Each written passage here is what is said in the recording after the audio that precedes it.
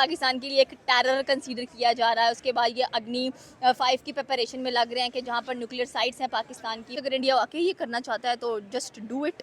मैं उनकी ना इंडिया टुडे और जी न्यूज़ को देख रहा था और भारतवर्ष को देख रहा था, तो उन मैं खुद सरगोदा सर मैं भी सरगोदा से हूँ, आप भी सरगोदा से हैं। तो हम पे तरस खाए ना हाँ, करें हाँ, ऐसा। हमारे से ये के मुकाबले में अगर बजट की बात करें तो वो इन्वेस्ट कर रहे हैं बहुत ज़्यादा। अभी रिसेंटली देखें INS तमाल क्या वो मिसाइल है, ये एक ऐसा मिसाइल है जो सिर्फ आपको अभी अमेरिका के पास नजर आ रहा है और अमेरिका की कह लें कि जो राजधानी है वो बड़ा प्राउड मोमेंट फील करता है कि भाई ये सिर्फ। This is Rana Saif, you are watching Rana Saif reaction. India Today को कोट करें तो बड़ी खबर ये है कि इंडिया में अग्नि 5 का एक अपडेटेड वर्जन जो कि बंकर बस्टर बम बनाने के लिए इस्तेमाल किया जा रहा है। सीरीज जो कि अग्नि 5 की और मिसाइल की जितनी सीरीज जो कि APJ अब्दुल कलाम आज़ाद ने शुरू की थी इंडिया में, जो कि बहुत बड़े साइंटिस्ट भी थे और इंडिया के प्रेसिडेंट भी रह चुके थे। अब इंडिया ने, क्योंकि पूरी दुनिया में बंकर बस्टर सिर्फ एक ताकत थी अमेरिका, उसके पास था, और अमेरिका और इसराइल के ताल्लुकात एक लाजवाल होने के बावजूद भी अमेरिका ने इसराइल को ये टेक्नोलॉजी नहीं दी थी। लेकिन अब इंडिया अपने अग्नि 5 को अपग्रेड करते हुए और साथ अमेरिका के साथ डील कर रहे हैं कि बंकर बस्टर बॉम्ब और B-2 फाइटर जेट जो कि अमेरिका के पास है, जिससे अमेरिका ने फर्दो नतन और अस्फहान पे, ईरान में उनकी न्यूक्लियर साइट्स पे हमला किया था। अगर ये एक्सपेरिमेंट कामयाब हो जाता है इंडिया की तरफ से, तो पहले एयर टू एयर और स्पेस टू स्पेस जो है वो तो वॉर हेड ले जाने वाले जितने भी उनके पास मिसाइल है वो पाकिस्तान के साथ मुकाबला कर सकते हैं। अगर ये उनके पास टेक्नोलॉजी आ जाती है तो पाकिस्तान के ज़ेर ज़मीन जितनी भी न्यूक्लियर साइट्स हैं और जितने भी पाकिस्तान के बंकर्स हैं जहाँ पे पाकिस्तान के पास टेक्नोलॉजी है वो उनके निशाने पर आ जाएगी। हमारे साथ जो शख्सियत मौजूद है वो किसी तारफ़ की मोहताज नहीं, आप भी बड़ी अच्छी तरह उनको जानते हैं। बड़ी पाकिस्तान की एक बेहतरीन यूट्यूबर है, इंडिया में बहुत ज़्यादा पजीराई है उनकी। उनसे बात करते हैं कि जो बंकर बस्टर और B-2 टेक्नोलॉजी जो कि इंडिया लेने जा रहा है और रशिया से उन्होंने S-400 की अपग्रेडेशन डिफेंस सिस्टम और अग्नि 5 जो है इसकी अपग्रेड करने के बाद वो अगर B-2 और बंकर बस्टर बॉम्ब बना देता है तो पाकिस्तान और इंडिया के ताकत का तवाजुन जो है वो कहाँ पे खड़ा होगा। बात करते हैं मिस सिद्रा से। अस्सलाम वालेकुम। वालेकुम अस्सलाम। क्या हाल है आपके? ठीक ठाक। क्या लगता है आपको, बंकर बस्टर अगर इंडिया लेके चला जाता है, इसराइल को नहीं मिला और इंडिया लेके चला जाता है, तो फिर मेरे ख्याल में तो सल्यूट तो इंडिया को करना चाहिए। डेफिनेटली सल्यूट करना बनता है इंडिया को। अगर बंकर बस्टर्स की बात की जाए तो भाई एक ऐसा हमारे पास ही और हमारे पास ही होना चाहिए। इसराइल जैसी बड़ी पावर को भी उन्होंने नहीं दिया है।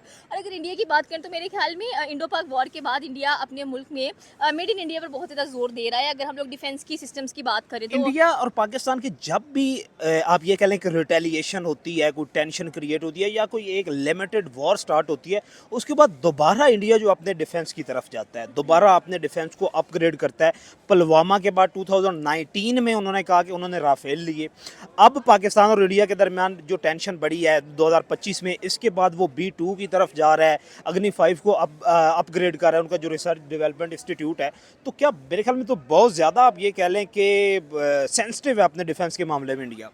देखिए जब आप किसी मुल्क के साथ रिटेलिएशन करते हैं या किसी मुल्क को जब आप करते हैं उस पर हमला करते हैं तो आपको अपने जो प्रोज एंड कॉन्स हैं, जो एडवांटेजेस और डिसएडवांटेजेस हैं वो नजर आ रही होती हैं कि अच्छा यहाँ पर मेरे से ये कमी रह गई है तो नेक्स्ट मोमेंट पे मेरे पाकिस्तान ऐसा करता है? नहीं नहीं, पाकिस्तान मुझे नहीं लगता कि हमने कभी कुछ ऐसा फोकस किया हो कि अगर ठीक है हमारे पास ये कमी है तो हम एक नया डिफेंस सिस्टम क्रिएट करें। हालांकि हमारी इस बार जो आर्मी का बजट है सबसे ज्यादा मिला है, लेकिन इंडिया के मुकाबले में तो नहीं है। इंडिया के मुकाबले में देखिए व्हाट वाज दैट शिप जो बहरी बेड़ा भेजा गया है रशिया की तरफ जी से, बिल्कुल ठीक है, और वो भी वहाँ पर हम अटैक करेंगे। तो मैं कह रही हूँ कि पाकिस्तान की न्यूक्लियर साइड छोड़ो, लोगों पे अटैक कर लो यार।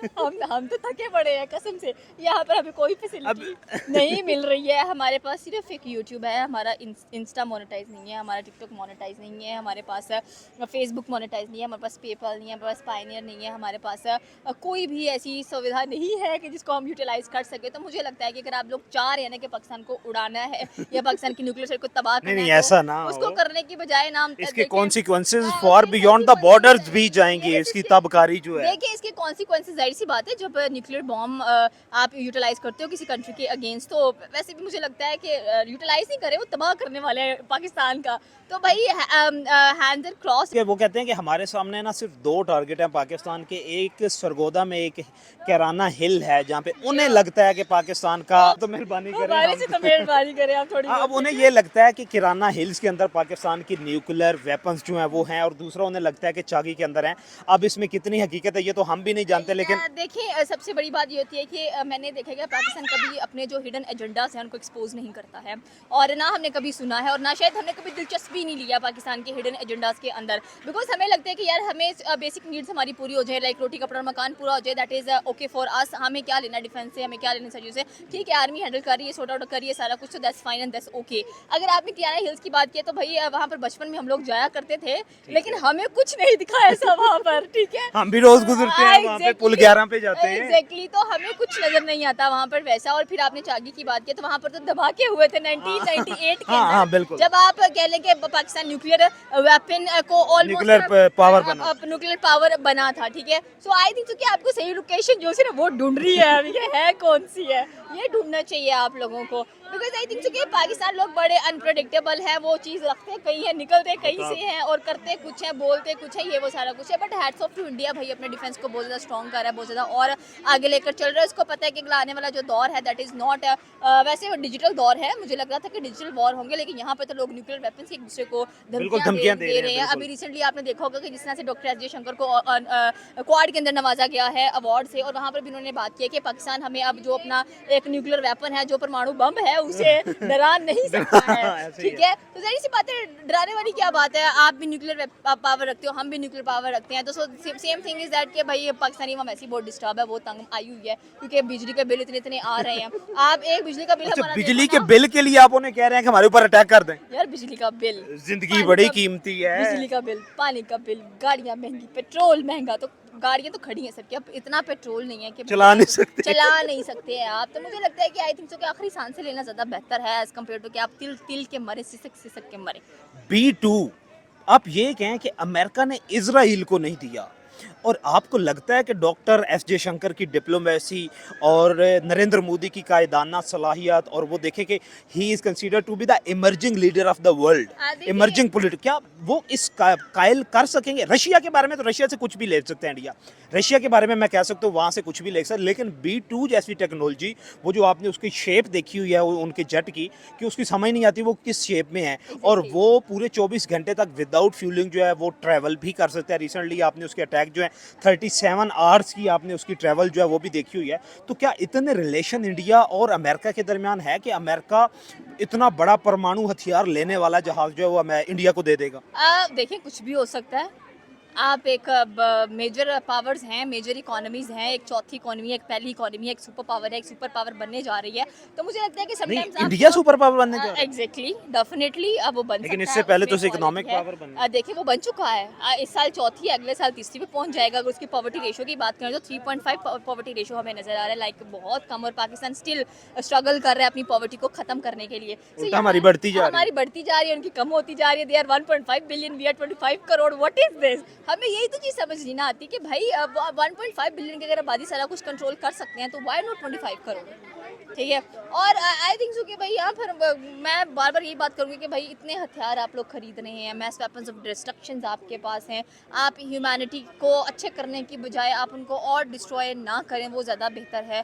और स्पेशली अगर देखा जाए, ठीक है, हर किसी को अपने मुल्क से प्यार होता है, हर कोई पेट्रियाटिक होता है अपने मुल्क के लिए, but the thing is that कि जो बॉर्डर क्रॉस करके भी ह्यूमैनिटी देखी जाए वो ज़्यादा इंपॉर्टेंट। हाँ ये तो है पूरी दुनिया हाँ में। एग्जैक्टली, वो ज़्यादा मायने रखती है। America always selling the mass weapons of destruction to the other countries, आप देख लें।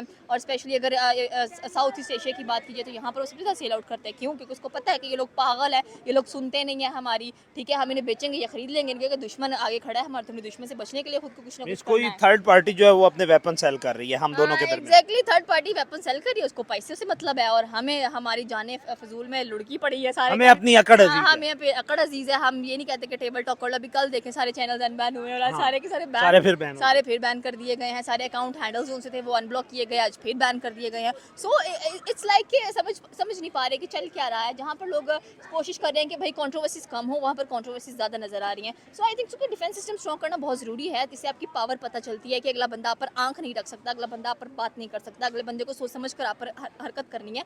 सो it's good to be strong, but I think so कि फौरन से जंग पे उतर आना ये सोल्यूशन अच्छा नहीं है। फाइनल ये है कि अगर अग्नि 5 पे इंडिया जो है वो उसको बंकर बस्टर टेक्नोलॉजी की तरफ ले जाता है, यानी कि अभी तक इंडिया जो क्लेम कर रहा है अमेरिका के पास जो बंकर बस्टर है वो ज़मीन के अंदर, यानी कि ज़ेरे ज़मीन वो 70 मीटर तक ज़मीन के अंदर जाके फट सकता है, या 60 से 70। और इंडिया ये क्लेम कर रहा है कि हम जो अग्नि 5 को अपग्रेड करने जा रहे हैं उसकी टेक्नोलॉजी जो है वो 90 से 100 मीटर, यानी कि 300 से 350 फीट तक ज़ेरे ज़मीन जाके वो फट सकती है। तो क्या क्या वाकया अग्नि 5 इतना अपग्रेड हो जाएगा? और अगर अपग्रेड हो जाता है तो इसका क्रेडिट नरेंद्र मोदी को जाता है या एपीजे अब्दुल कलाम को जाता है, जो कि प्रेसिडेंट भी हैं, क्योंकि मिसाइल टेक्नोलॉजी उन्होंने शुरू की थी? देखिए, the credit always goes to the founder.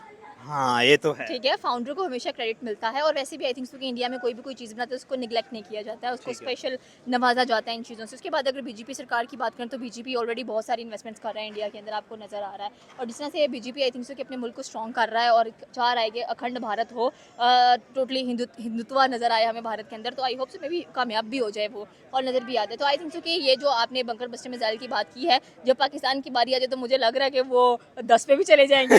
अग्नि 5 को छोड़ कर 10 भी बनाओ। तो आई थिंक यार, मैं लिटरली मैं सोच रही हूँ कि हम जो जनरेशन है ना, हम देख देख के थक गए हैं इन चीज़ों को।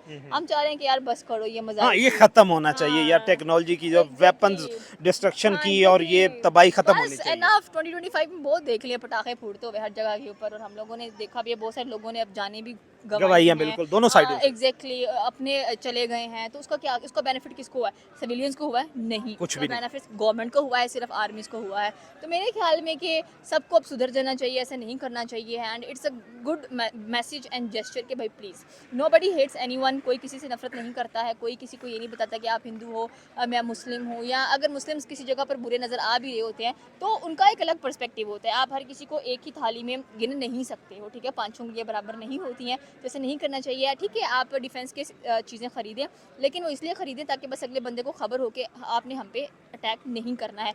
उसको यूज़ कभी भी करने की कोशिश मत करें। आपकी एक फ़ैन है इंडिया में, वो भी यूट्यूबर हैं, सोमा दास, वो आपको हेलो कर रही थी और बेस्ट विशेस दे रही थी, क्या कहना चाहती हैं उनके बारे सोमा दास को मेरी तरफ से भी बेस्ट विशेस हैं। में? धन्यवाद। एग्जैक्टली, हाँ, हम दोनों की तरफ से सोमा दास को धन्यवाद, हाँ। बेस्ट विशेस और हमारी शुभकामनाएं उसके साथ हैं, ठीक है? एग्जैक्टली, आप खूब अगर आप यूट्यूबर हो तो आप बहुत ज़्यादा कामयाब हो, बहुत ज़्यादा आगे बढ़ें, अपनी ज़िंदगी के हर मोमेंट को, लाइफ को एंजॉय करें। And all the best for your entire life again and again. And thank you so much for the appreciation जो कि आपने की। एंड आई होप सो कि कभी अगर इंडिया ने का मौका मिला तो वी गोइंग टू मीट। हाँ, मिलेंगे इंशाल्लाह।